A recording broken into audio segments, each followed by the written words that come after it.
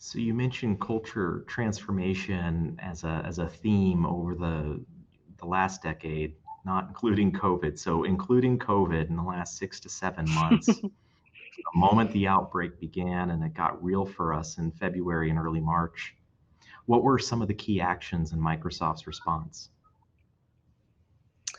Yeah, I mean, in January is when Microsoft first started responding to COVID. We're a global company, and by the time COVID had hit the Puget Sound area in late February, Microsoft have already activated 60 countries with a crisis management response to COVID.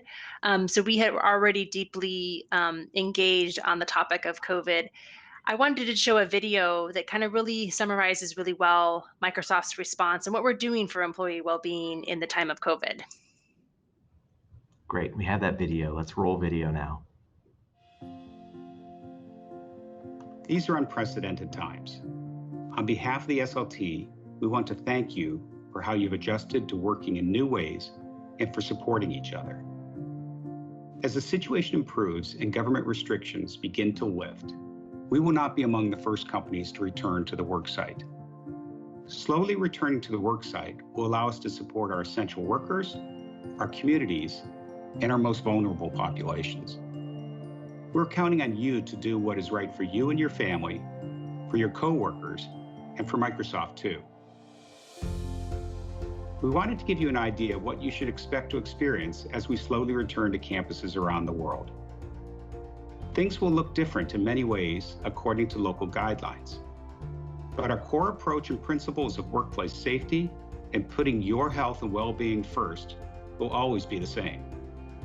And while crews do their part to keep us safe, we need you to do your part too.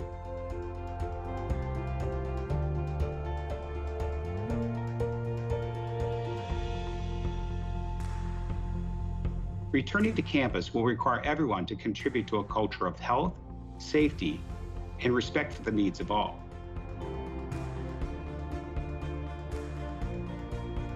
We're carefully preparing for a safe campus experience, where personal accountability is paramount, and where we truly live our values.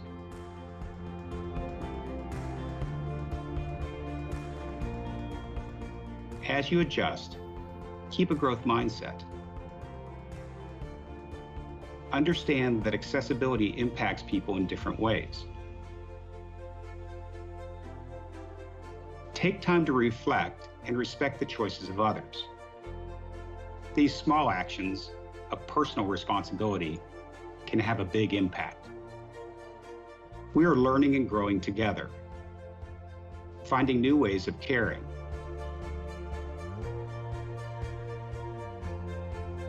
And connecting with each other.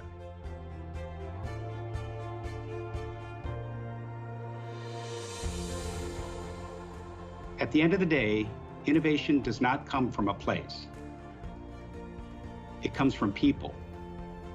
You are what is special about this community. And for all that you do, we thank you.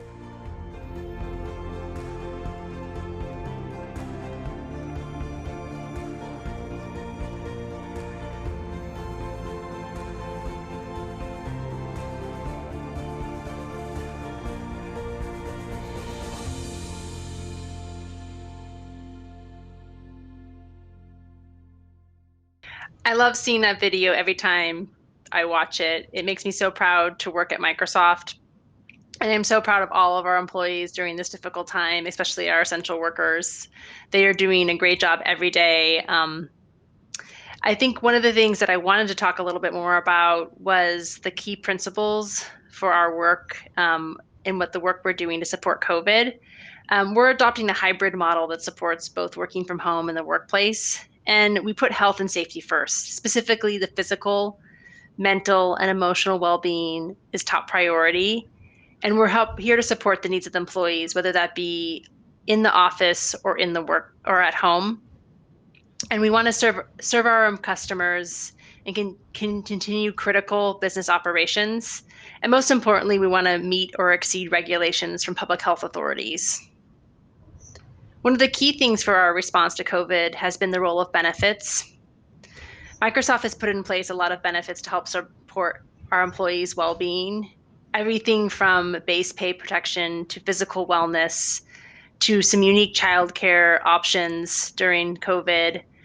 For example, we've introduced the pandemic leave that allows employees to take at once or intermittent 12 weeks of leave to help care for their children that might be out of school. And employees can do that all the way up into June to 2021 of this year. And we've had a large focus on mental health. Microsoft was really fortunate because we had put in global wellness programs for all of our employees throughout the prior to the pandemic that we were able to leverage during the pandemic, and really focusing on the mental health benefits that all of our employees globally have. I think one thing that we've learned, though, through our response is we've learned a lot of lessons. So the lessons that we've learned so far is that it's really important to leverage our existing crisis management principles and stick to them. We want to move fast, but make sure that we also bring others along with us in the journey. Most importantly, with our response, we wanted to stay grounded in science. This is something that's been really challenging through the COVID pandemic. There's a lot of media publications, misinformation, and it's challenging to understand what is the best advice to give our employees. But when we stay grounded in the science, staying close to peer-reviewed journals, really sifting through it, translating that science and understanding what's best for Microsoft, it's really helped us stay grounded in the science and make sure that we're giving our employees the right advice. We've also communicated frequently and transparently with our employees throughout the pandemic. And most importantly, we've led with empathy and a growth mindset, knowing that we're constantly having to shift based on what our employees need. So, Patrick, that's a little bit about what we've done with our COVID response.